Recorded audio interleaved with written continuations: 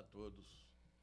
Estamos dando início a mais um podcast da Sociedade Brasileira de Cardiologia SESCRAM Ceará.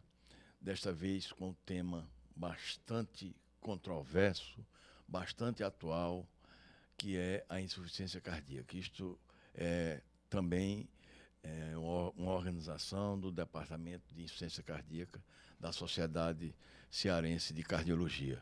A insuficiência cardíaca é uma doença que mais mata hoje em todo o mundo dentre as doenças cardiovasculares. Se manifesta em todas as idades e nos últimos 20 anos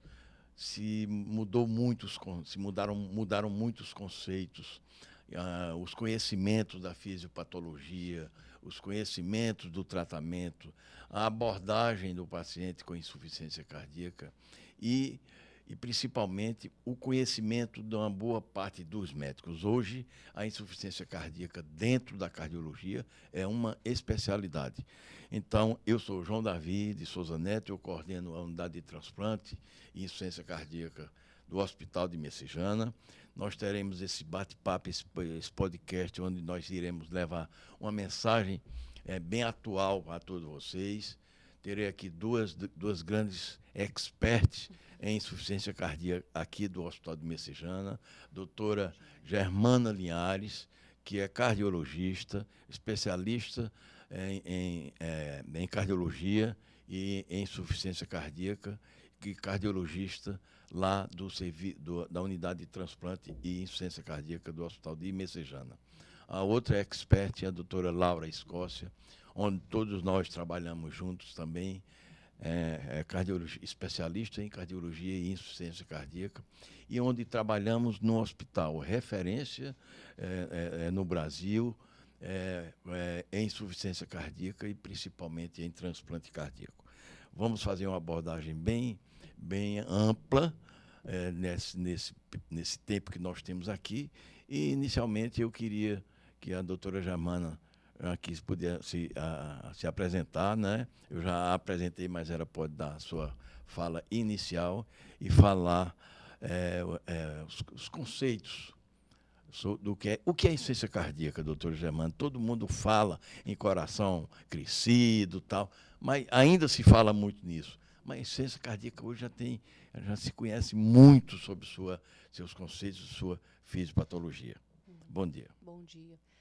A insuficiência cardíaca é o nome que se dá a um conjunto de sintomas, conjunto de sinais, que habitualmente são a falta de ar, o cansaço, a pessoa que não tolera o exercício físico, que nota um inchaço nas pernas, uma falta de ar que vem do acúmulo de líquido no pulmão. Então, todo essa gama de sinais e sintomas se dá o nome de insuficiência cardíaca. E vem de que mecanismos? São dois tipos principais. O coração que dilatou por alguma doença.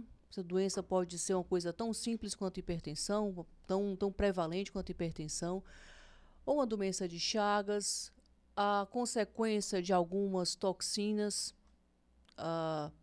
anabolizante, cocaína, a consequência de algum tratamento médico, por exemplo, quimioterápico, e aqui leva o coração a perder a sua forma. Ele dilata, a arquitetura dele torna-se distorcida, e aí ele não consegue oferecer para o corpo aquela quantidade de litros de sangue que deveria.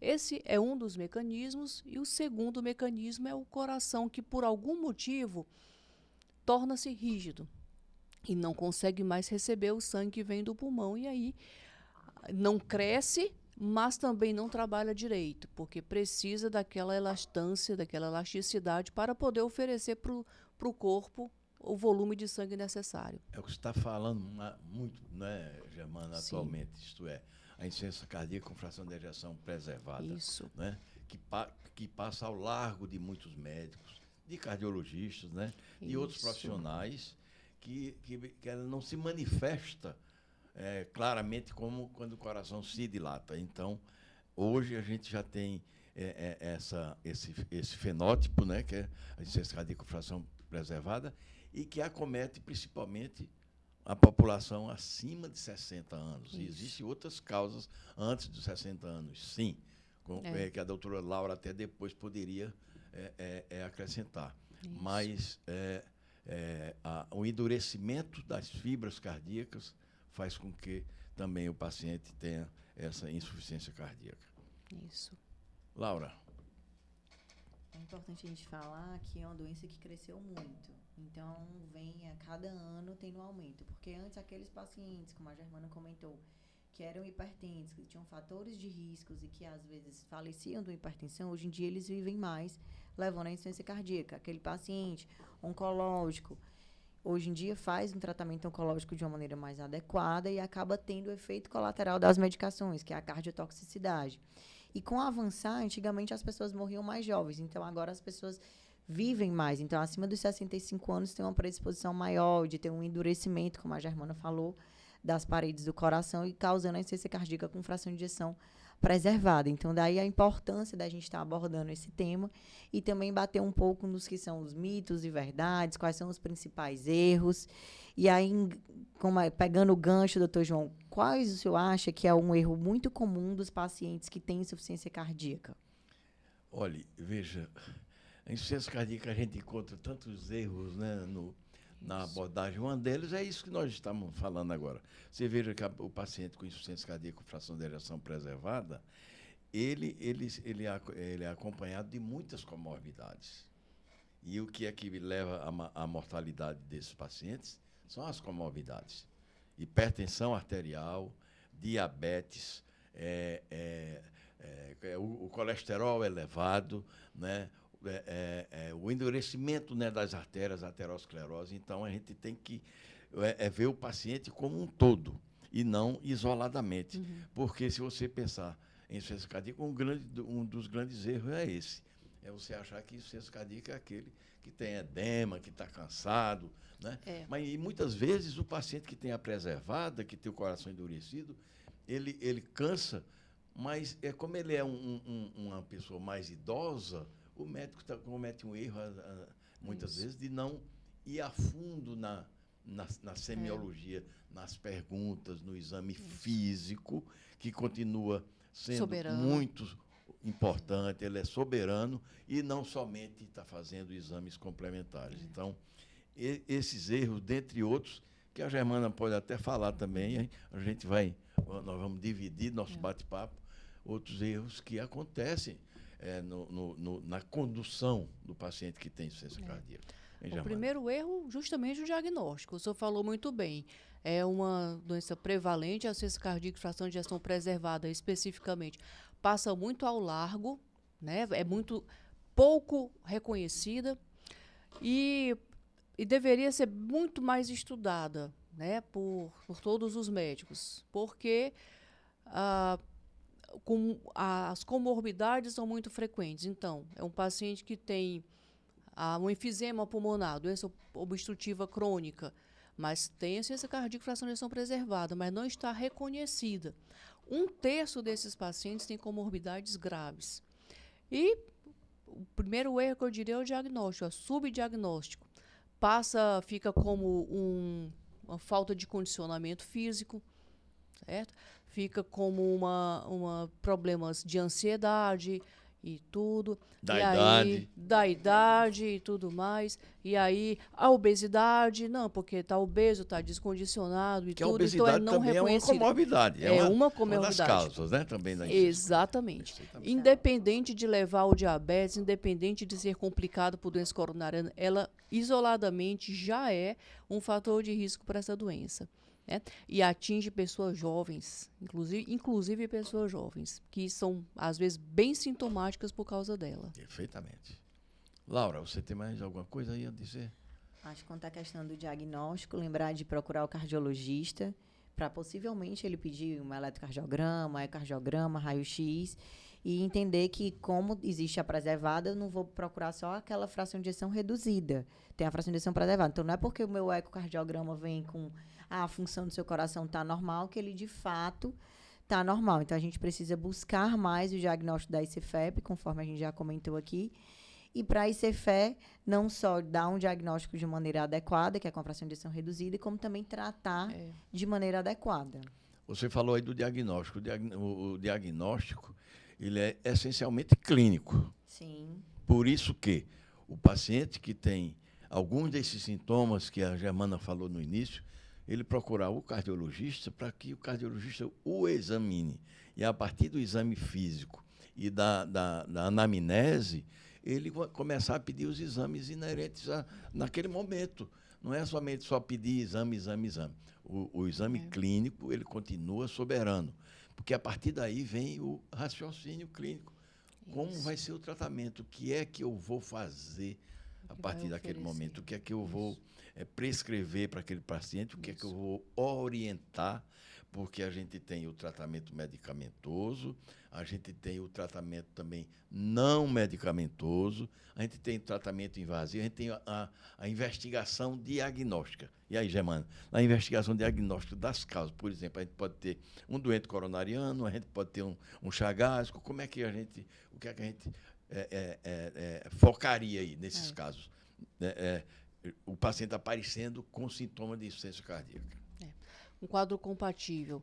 Ouvir o paciente, buscar a epidemiologia, certo? Isso. É um paciente jovem que mora no interior, com uma história de consumo de açaí, história de morar numa região de doença de Chagas, pedir as sorologias, pedir o exame de sangue para afastar a doença de Chagas como causa, que, aliás, é uma causa frequente em nosso meio, ainda não nos livramos dela. É uma causa potencialmente bem grave de insuficiência cardíaca. Um paciente com seus fatores de risco, e às vezes até sem eles, né? Tabagismo, diabetes e tudo, lembrar sempre da doença coronariana é uma causa frequente desse problema. O paciente com antecedente no tratamento quimioterápico, hipertensão também, né? Hipertensão. Okay? Eu vi o paciente para seus fatores de risco. Lembrar que muitos têm mais de uma causa, mais de uma etiologia, certo? Isso não é tão raro. E a fazer um diagnóstico do que está pior agora. Tem pacientes que o que está pior agora. Então, tem paciente que está com problema de excesso de congestão pulmonar, certo? Está precisando de diurético, certo? Então, fazer um diagnóstico do que está pior agora, para que ele seja conduzido de forma a resolver os seus sintomas. Evitar internamentos. Internamentos são uma coisa, às vezes, traumatizante para o paciente, para a família. Pode ser evitado com tratamento adequado. E insuficiência cardíaca é uma das causas mais onerosas para o Estado, para a saúde suplementar, porque é um paciente que reinterna com frequência, está bem melhor agora com as novas medicações, mas ainda continua, né? Continua sendo uma causa frequente de internamentos ou de gastos no sistema de saúde suplementar e público. Laura, já que ela tocou já aí no tratamento, como é que quando a gente se depara, vamos supor que o doente chega no seu consultório, ele está virgem, né? Ou melhor, muitas vezes a gente já recebe no consultório, no ambulatório, o paciente dizendo que tem insuficiência cardíaca e com tratamento totalmente que não é adequado para ele, tá certo? Então, como é que a gente já faz essa abordagem aí? Veja, a gente pode colocar duas situações que a gente pode falar. Você pode falar numa, ou Germana noutra, aí a gente entrar em discussão.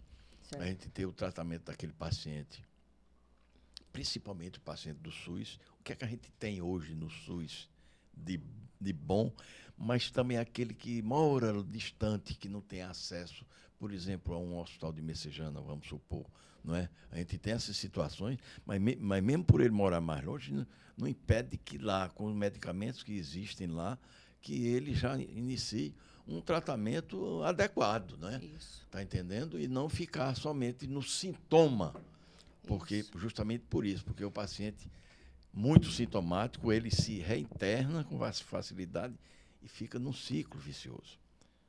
O que você me disse? Ficou muito assim agora em voga o quarteto fantástico, né? Que a gente fala que são os pilares do tratamento da insuficiência cardíaca, que é um IECA, o BRA, o INRA, que é a medicação de sacubitril e valsartana, um beta-bloqueador, um antagonista do mineralocorticoide, que é a espironolactona e a eplerenone, vamos dizer assim. E agora entrou os inibidores da SGLT2, que é a dapaglifosina. Então, depois dos últimos estudos de 2019 para cá, entrou a dapaglifosina e a EMPA como um pilar no tratamento da insuficiência cardíaca. Então, voltando ao que o senhor comentou, um paciente que é virgem de tratamento, é tudo que eu quero no meu consultório, que eu posso começar por onde eu quiser. E aí volta até o assunto da Germana. Se eu puder iniciar as 4 medicações ao mesmo tempo, ótimo. Mas quem é aquele perfil de paciente? É um paciente que está mais congesto? É um paciente que está mais vasoconstrito? E aí eu vou iniciar o meu tratamento. Então, não, meu paciente que chegou com muita dispneia, está muito congesto, então, de repente, naquele cenário, vale mais a pena a gente bater mais em diurético e vasodilatador do que mesmo iniciar um beta-bloqueador em doses mais elevadas naquele cenário. Outro comentário que o senhor falou a respeito do SUS. Então, o SUS garante algumas medicações que podem ser adquiridas ou num posto de saúde, aí a gente vai mais para o IECA, BRA, e agora entrou a dapaglifosina na farmácia popular, o que foi uma coisa maravilhosa. Então, naqueles pacientes que têm abaixo de 40 anos, que têm uma insuficiência cardíaca, fração de ejeção reduzida, eles conseguem, na farmácia popular, pegar a dapaglifosina. E a questão do INRA, que é o sacubitril e valsartana, que também não tinha no cenário do SUS e que agora ele pode, através da LME, ser adquirido nos CAFs das prefeituras. Você vai, faz todo o cadastro e consegue. Claro que naquela prefeiturinha, talvez lá daquele interiorzinho não tenha, mas eles referenciam para uma cidade e você pode fazer o tratamento também com as medicações que tem no posto de saúde, que é o IECA e o BRA. Acho que é voltado tanto para esse quarteto fantástico, e o diurético ele entra e sai conforme a necessidade do meu paciente. Lembrar que uma hora ele vai estar mais congesto, outra hora ele realmente vai estar mais seco. Não existe uma receita de bolo. A gente acaba falando do quarteto fantástico, porque a gente tem que tentar chegar às doses máximas dessas 4 medicações, que são as que mudam mortalidade. Mas como elas vão ser introduzidas vai depender do cenário que está o meu paciente. Quando o doente chega assim, vamos supor, ele chega virgem de tratamento, você começa já o quarteto fantástico todo? Se eu puder começar, eu tenho essa coragem. O que é poder começar? Eu digo isso, assim, se meu paciente... Porque, veja bem, o paciente pode ter algum efeito colateral do beta-bloqueador, do vasodilatador, né, do próprio diurético. Você iniciando todos os 4, eu também inicio. Quando eu vejo que o cenário está adequado, que eu examino o doente, eu inicio, mas eu tenho que iniciar com segurança.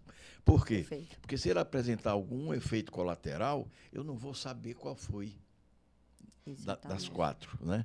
Mas hoje a gente já está com mais segurança, né, de utilizar já no início. Por quê? Porque a gente já está com muita experiência disso. Sim. Mas para aquele que não tem experiência, então ele tem que iniciar devagar. Às vezes, começar com IECA, para depois ir para sacubitril. Embora hoje você já vai direto para o sacubitril, para o ISGLT2. E ISGLT2, os inibidores são muito seguros de se utilizar. Poucos efeitos colaterais. Exatamente. O beta-bloqueador, na verdade, você pode iniciar, dependendo do paciente também. Você tem que fazer uma anamnese segura. Você começar com doses menores. Isso. Então, não é errado você iniciar com doses menores. Principalmente com aquele paciente que você ainda não o conhece, se ele é aderente mesmo ao tratamento, porque a adesão ao tratamento é uma coisa fundamental para o sucesso do tratamento e o prognóstico do doente, né? Aquele doente que chega para você já com aquela pressãozinha de 11, de 10, você tem que ter mais cuidado para entrar com vasodilatador em dose mais alta. Sim. Então, Germana, fala aí, a sua experiência também, isso aqui eu falei da minha maneira de ser, cada um tem a sua, mas eu acho que hoje a gente se baseia nas nossas diretrizes. Nas diretrizes europeias, americanas, mas principalmente, que é quase a mesma coisa, a diretriz brasileira de insuficiência cardíaca. Isso. Então, que vai ser atualizada neste ano. Então, a diretriz, ela nos orienta. Agora, mesmo com toda a diretriz, nós temos que ter aquele jeitinho, aquele tato, né? Exato. Uma maneira de... O tratamento é customizado, né? É customizado. O senhor falou aí, eu achei muito interessante. Você ainda não conhece o paciente, e nem o paciente conhece o senhor. Nem o paciente adquiriu ainda confiança que vem com o tempo, né? Eu vou tomar essa medicação nessa dose mesmo? Vai, tá certo? Então, é uma construção. O tratamento da insuficiência cardíaca é como uma relação médico-paciente, é uma construção, né? É customizado, é necessário informar a ele, olha, o senhor não está tomando esse remédio para pressão alta. Sua pressão não é alta. A vizinha pode tomar esse remédio, losartana, por exemplo, só como exemplo, para pressão alta. Não é o caso do senhor. O senhor está tomando para reverter essas alterações do seu coração, e elas não serão revertidas a custo de nada, e sim a custo de dedicação ao tratamento, certo? Então, desmistificar com o paciente, saber o motivo exatamente, para que ele saiba o motivo do tratamento dele, é importantíssimo.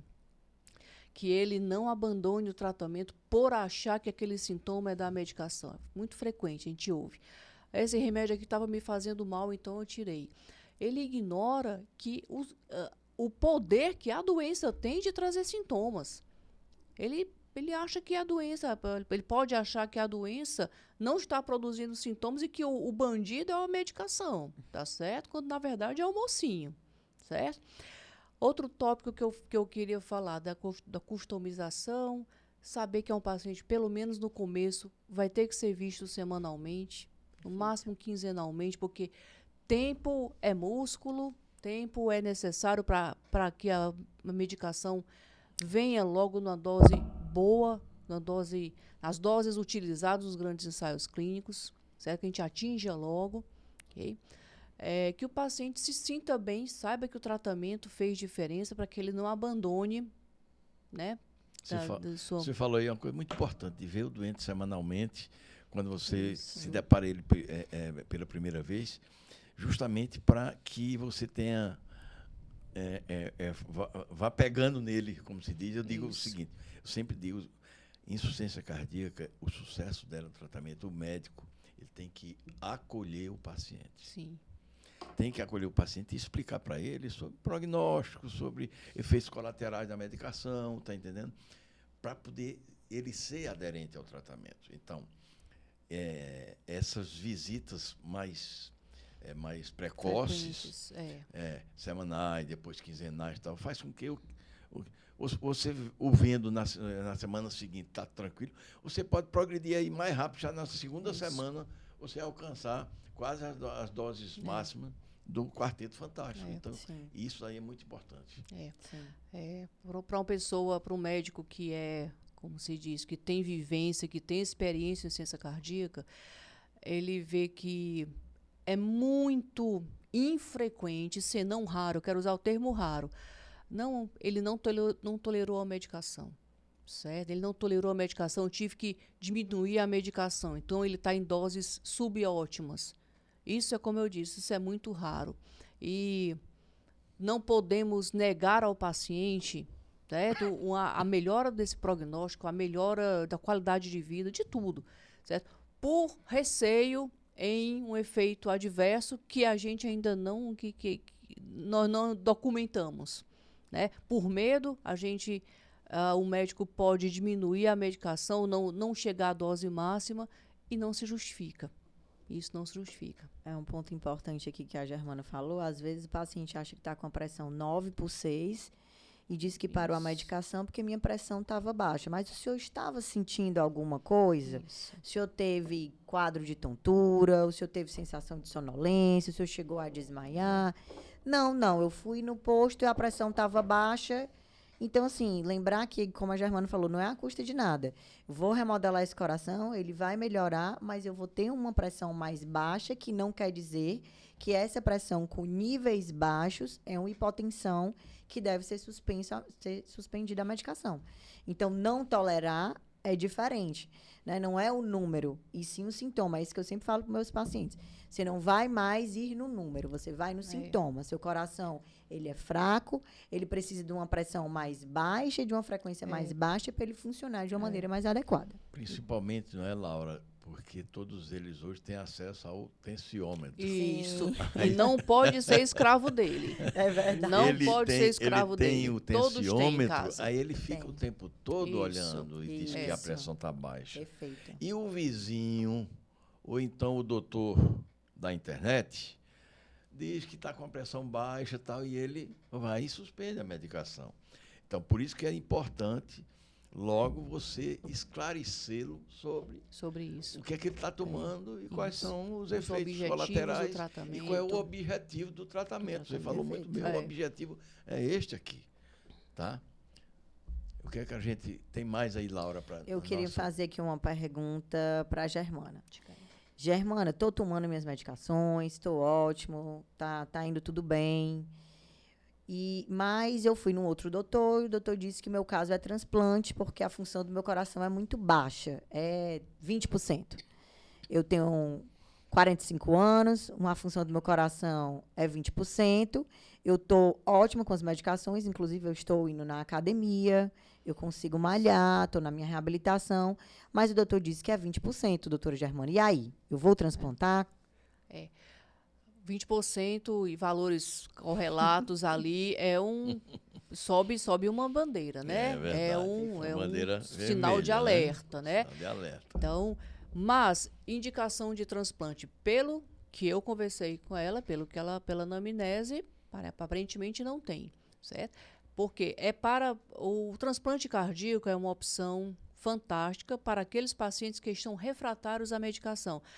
E o que é a refratariedade? É a repercussão dessa doença na qualidade de vida. Limitação das suas atividades, reinternamentos, volta e meia, lá está o paciente internado outra vez, apesar de tomar a medicação.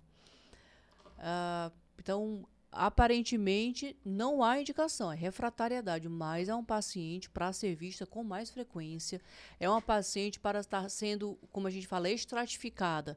Será que ela está tendo arritmias? Será que eu posso evitar uma morte súbita, a ocorrência da morte súbita? Então, é uma paciente mais grave, sim, mas e às vezes ela precisa de um tempo para refletir sobre os seus sintomas. Se ela está se autolimitando, se ela está de fato bem, precisa de um tempo para refletir sobre isso. E se de fato ela não tem uma boa qualidade de vida, provavelmente é sim candidata. Há exames de sangue que também sinalizam um paciente que está com aquele rim trabalhando ali na reserva, não está na sua pleno funcionamento, porque ele é, digamos, funcionário do coração, né? Então, o rim com aquela função diminuída pode traduzir um coração que não está funcionando bem. Exames, o Holter de 24 horas, é um exame que também sinaliza a possibilidade de morte súbita, é um dos sinalizadores.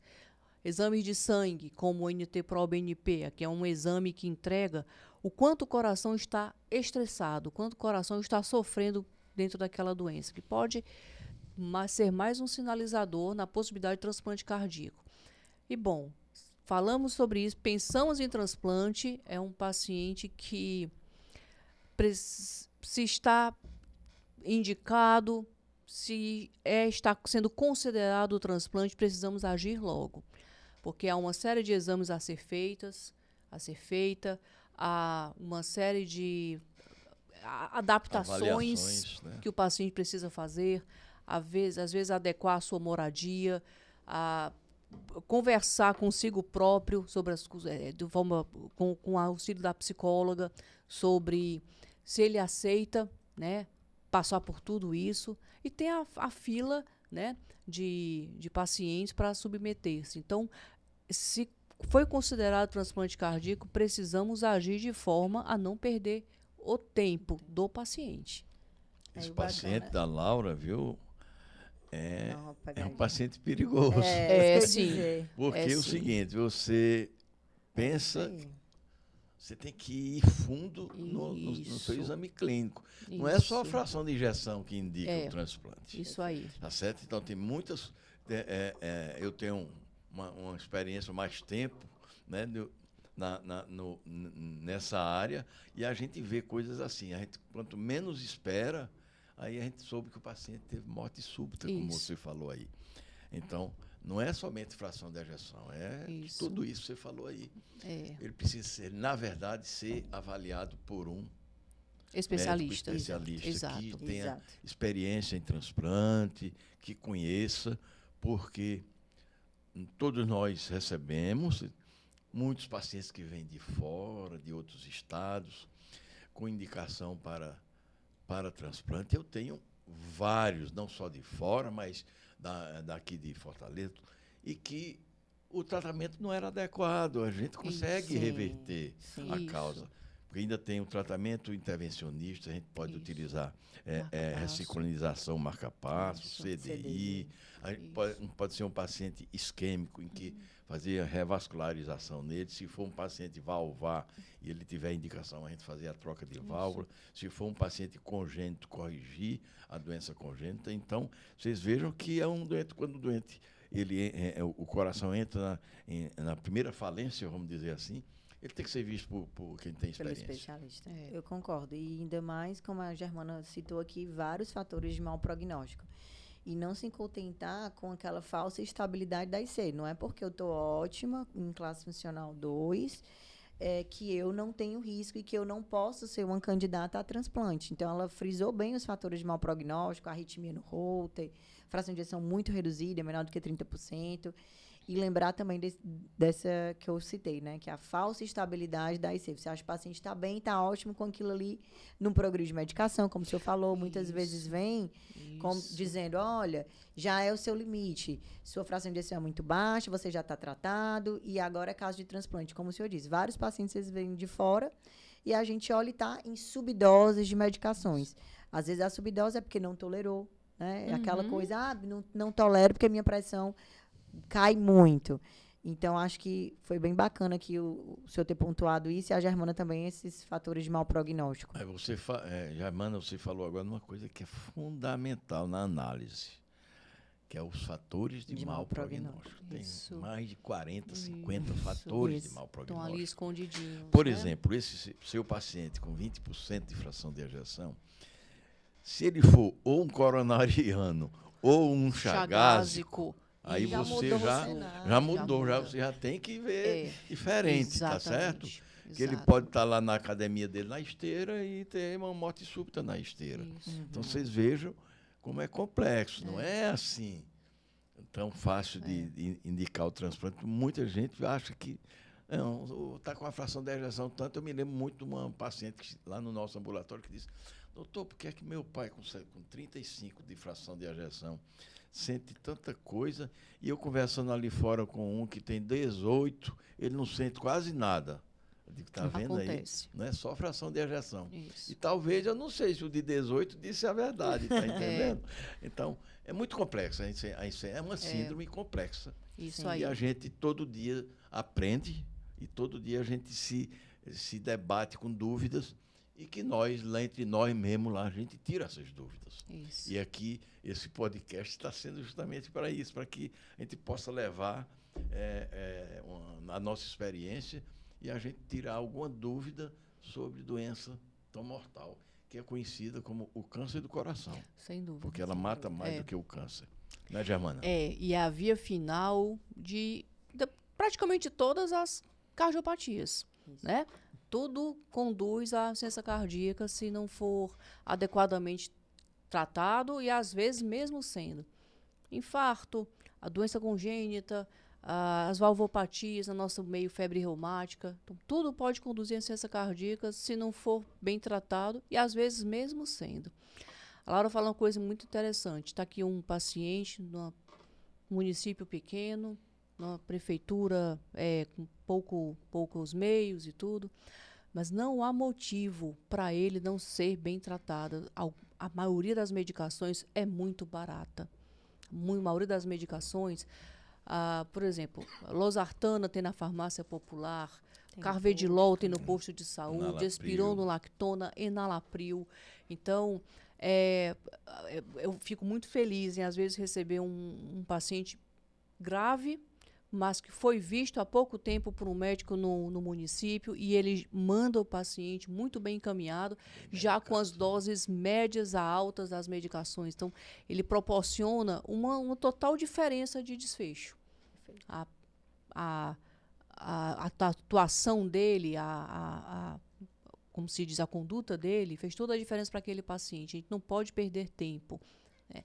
O paciente tem que remodelar aquilo, frear o que está lesando tanto o coração. Precisamos agir contra o tempo. E temos medicações maravilhosas, mas ainda onerosas, mas mesmo as medicações mais baratas têm bons resultados, desde que usados corretamente. Sim. Perfeitamente. Não é somente... O Quarteto Fantástico, o nome já diz, né? O nome Quarteto é fantástico. Mas para que em algumas regiões que não tiver acesso a isso aí, como você falou aí, tem medicamentos na rede SUS e na farmácia, mesmo que não seja farmácia popular, mas são baratos. Sim. E se eles forem usados na dose adequada, como recomendam as diretrizes, os experts, você consegue frear isso aí. Isso. E outra coisa, o paciente que tem insuficiência cardíaca, ele não deixa de ser um paciente que teve insuficiência cardíaca. Porque às vezes você chega com o paciente, não, doutor, eu vim fazer um check-up. Você tem alguma coisa, você sente alguma coisa? Não sinto nada, tudo. Eu não tenho nada. Mas você toma alguma coisa? Aí ele faz, eu tomo losartana, tomo anlodipina. Não, você é um hipertenso. Agora você é um hipertenso que está controlado. Isso. Você não pode deixar de ser um hipertenso. Então, quando a gente se depara com um miocardiopata, então a gente tem que dizer que ele é um miocardiopata, mas que ele remodelou, fez um remodelamento reverso da doença dele. Ele precisa continuar sendo. Não existe ainda nenhum estudo, né, que possa mostrar que ele remodelou reverso, não usa mais remédio, agora pronto, ele está bom, curado. Mas pode ser que daqui para frente a gente tenha, em algumas situações, até, por exemplo, uma miocardite. O doente pode ter tido uma miocardite, desapareceu a miocardite, e ele fica normal, né? Sim. Mas mesmo assim, a gente não tem coragem de tirar tudo, né? A gente deixa alguma coisinha lá, né? E ficar vendo o paciente. Sim, às vezes a agressão é por um motivo bem circunstancial, né? Miocardiopatia periparto, o nome está dizendo, é perto do parto. E às vezes a agressão é contínua, certo? Continua. Doença de Chagas, por exemplo, miocardiopatia isquêmica, hipertensão, é uma agressão contínua. Não vai tirar remédio. Isso, exato. E aí conversar com o paciente e tudo para que eu acho que o paciente remodelou o reverso, acho que foi uma chance, já aconteceu já recebeu uma grande dádiva, né, das medicações. Eu sempre sou muito conservadora em não tirar. Não tirar a medicação. Sou conservadora. Uma vez que remodela reverso, eu não tiro. Apesar que tem alguns colegas que depois de um ano cogitam a possibilidade de ir tirando aos poucos e diminuindo a dose e tudo. Ao meu ver, eu concordo com a Germana, eu sou mais conservadora, eu tendo a deixar, que eu acho que uma vez que remodelou, e inclusive tem um estudo que mostra que nos pacientes que reduziram a dose ou que até tiraram, houve uma chance de queda de fração de ejeção. Então, baseado nesse artigo, eu acabo mantendo as medicações. Mas a gente falou aí só sobre remédio, né? Queria que vocês conversassem alguma coisa sobre orientações ao paciente. Orientações sobre dieta, sobre atividade física. Porque antigamente o paciente, quando tinha insuficiência cardíaca, o médico dizia que era para ele ficar deitado numa rede. Isso. Não saía para canto nenhum, aí ele morria de embolia pulmonar, né? Hoje não, a gente tem que preconizar atividade física, orientar sobre uma dieta, por isso que a gente, no nosso ambulatório, a gente tem um ambulatório multiprofissional, onde tem nutricionista, onde tem, muitas vezes, tem que ter a consulta com psicólogo. Então, o que é que vocês acham disso aí? Isso aí também é importante no tratamento, e não só... Porque, às vezes, o doente pensa que é tomando só o remédio e capricha nas outras coisas. Isso. O que é que você diz, Laura e a Germana? Quanto à atividade física, eu acho que tem que haver uma monitorização adequada e uma liberação específica. Então, o ideal é que esse paciente seja bem avaliado, passado pela gente, passado pelo médico especialista, ver os fatores de risco, fazer um teste cardiopulmonar adequado e programar essa atividade física. Porque você não vai pegar um paciente com fração de ejeção bastante reduzida, que tem fibrose para tudo quanto é lado. Você não sabe ainda se ele tem arritmia, se ele não tem arritmia. E falar para ele, olha, vai caminhar, vai... Não pode. Então, eu acho que se ele for bem estratificado, né, com orientação, inclusive lá no Hospital de Messejana, a gente tem a reabilitação, em outros cantos também da cidade existem cantos de reabilitação cardiopulmonar. Então, passando pela gente, a gente vendo o risco-benefício, fazendo esse estadiamento de maneira adequada e essa liberação, eu acho que tem que fazer atividade física. Né? Não pode tirar o paciente, não é aquela coisa, ele tem um coração fraco, ele não vai mais fazer isso. Tá, beleza, ele tem um coração fraco, ele está bem otimizado, eu já estratifiquei o meu doente, não tem nenhuma coronária que está ali, né, na iminência, então ele está seguro, aí sim eu faço essa liberação, uma atividade física bem monitorizada, bem controlada, bem supervisionada, vamos dizer assim. Começa com a reabilitação, lá em Messejana a gente consegue fazer isso, né, pelo SUS, e essa reabilitação ela é bacana porque ela vai ensinando o paciente a fazer sozinho. Então, a reabilitação ela é por um período e depois ela ensina o paciente, olha, você vai fazer isso, você vai fazer essa caminhada, você vai fazer isso. Então, é interessante isso. Agora, quanto aos outros, vou deixar aqui para a Germana dar uma comentadinha. Pois é, Germana, o paciente diz, doutor, tenho ciência cardíaca, eu posso dirigir? Eu digo que sim. Porém, parte bem grande da nossa população usa moto, né? E aí eu já fico, já dou uma dose assim, mais de cautela, ok? Vá pelo menos na garupa, certo? Porque uma queda, uma tontura, vai ter uma consequência pior. E o senhor está mais propenso. Okay? Não tem como falar disso assim, é seguro. A maioria das vezes mas eu sou um pouquinho mais cautelosa nisso aí. Porém, é sempre um estudo, né? É sempre uma reavaliação. Não podemos tolher tanto o paciente, né? Isso aí é uma coisa fina, quando a gente vai estudando e tudo mais. Mas, assim, sempre com isso aí. Pois é. Exatamente. Tem uma palavra um termo que está sempre muito presente na ciência cardíaca, chamado fragilidade. Né? Aí vem a equipe multidisciplinar atuar sobre ela. Então, a reabilitação cardíaca, o exercício físico vai muito contra a fragilidade. E um paciente com insuficiência cardíaca, ele não está imune de falecer por outras coisas. Tem um paciente ali, um paciente de mais idade, que falece em consequência de uma queda. E a queda aconteceu por quê? Por sarcopenia. Por que por sarcopenia? Porque ele está autolimitado. Então, um paciente que a falta de endereçar essa questão da fragilidade pode ter consequências bem funestas, certo? E autocuidado também é outro termo que eu queria deixar, que o paciente não desgrudar de suas medicações, não desgrudar da sua... tirar a sua dúvida, alimentar-se de forma correta, não abusar do álcool, ok? Autocuidado é importantíssimo para esses pacientes. E aí a equipe multidisciplinar atua de forma a motivá-lo. Cuida dele para que ele cuide de si. Certo? É isso que eu queria deixar. Mais alguma coisa, Laura? Aí?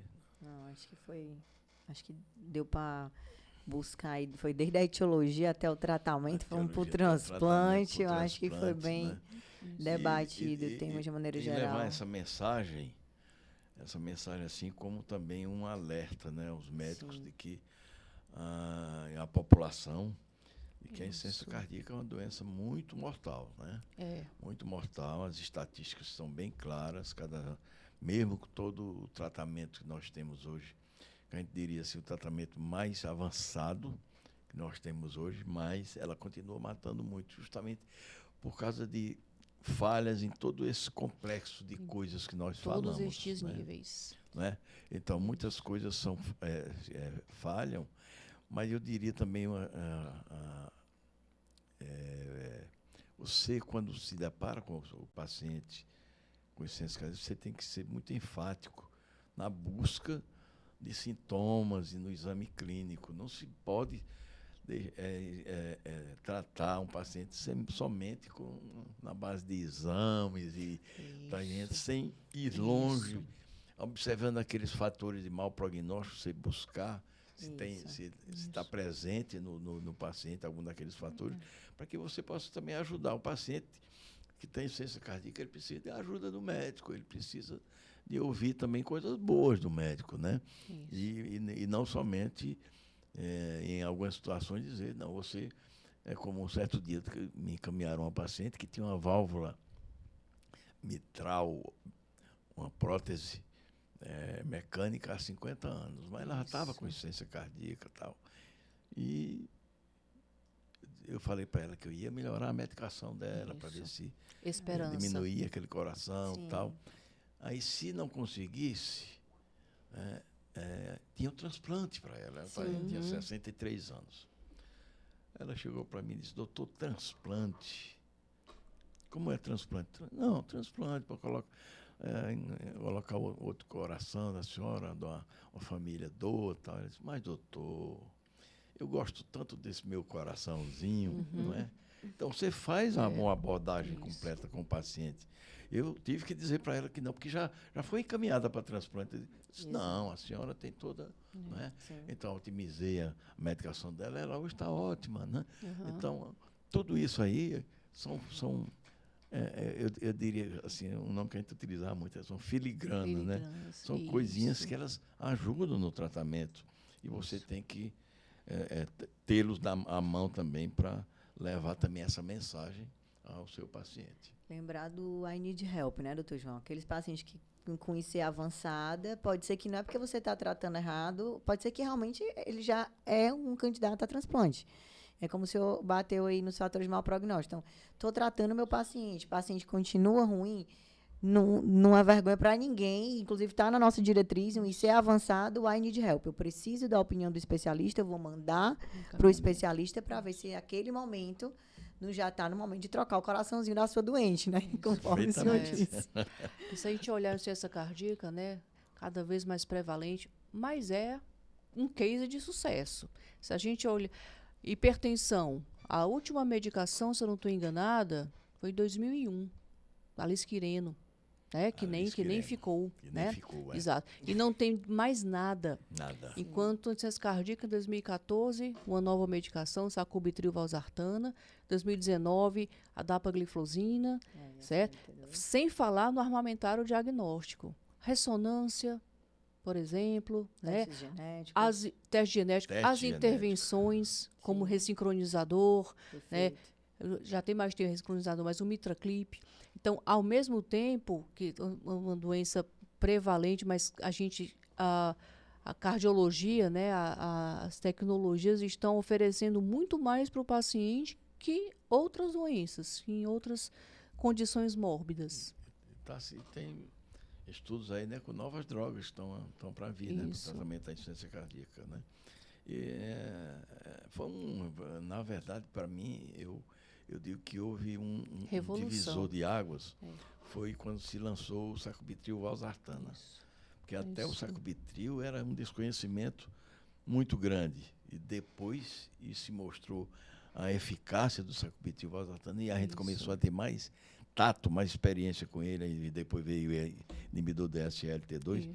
E outra coisa, é que a insuficiência cardíaca ela começou a ser mais discutida, né? Isso. E como você falou aí, um armamentário de diagnóstico, né, de outros métodos de diagnóstico, com mais segurança. Então, hoje a gente já tem mais segurança de tratar a insuficiência cardíaca, além do que, vocês falaram no início, duas das grandes medicações hoje que são caras, elas estão disponíveis no setor público. Isso daí é um avanço enorme, enorme, porque os pacientes vão... Aí, se antes ele não tomava porque não tinha condições financeiras, agora ele vai ter. Agora o médico tem que orientar ele e dizer que existe, porque eu digo, ó, isso aqui você consegue, isso aqui você consegue, para ele não ficar pensando que chega lá na farmácia e vê o preço e se assustar e não tomar, né? Perfeito. Isso. Vocês querem falar mais? Acho que a gente já falou, foi muito, acho que foi né? bem discutido. Hein? Eu acho que foi bastante amplo aí. Eu queria ouvir umas mensagens finais, né, de você, Germana, da Laura, e depois a Laura e a Germana, e depois a gente encerrar aqui essa nossa Queria agradecer o convite, né? Foi maravilhoso aqui estar com amigos, né, colegas de trabalho. E eu acho que foi bem esclarecedor, tanto o Dr. João como a Germana. A gente teve aqui um bate-papo bem legal e lembrar sempre dos fatores de mau prognóstico, essa é a minha mensagem.